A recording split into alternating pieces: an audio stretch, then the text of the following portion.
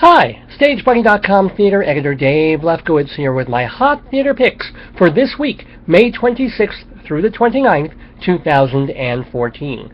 Well, what kind of relationship did Adolf Hitler have with his niece? I know, who cares? But of course anything about this insane, fascinating fellow could make a play, especially an absurdist comic one, and that's exactly what Eliza Shane is doing in her new play, Mine Uncle, which is opening Thursday at the Robert Moss Theater off-Broadway.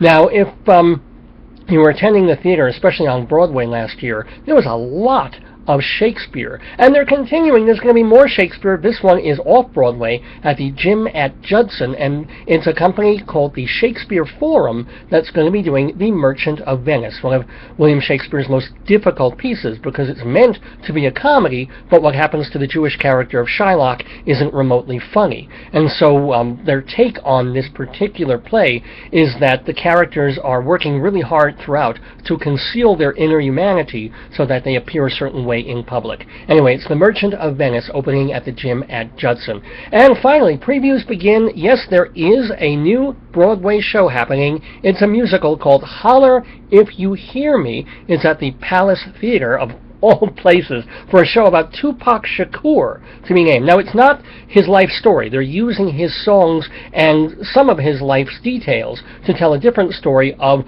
growing up in the streets and how dangerous that was, and then pushing through that to become a poet and a music maker. Anyway, it's Holler If You Hear Me, starting previews on Broadway. Well, you don't have to holler. Just buy tickets and please go to a show.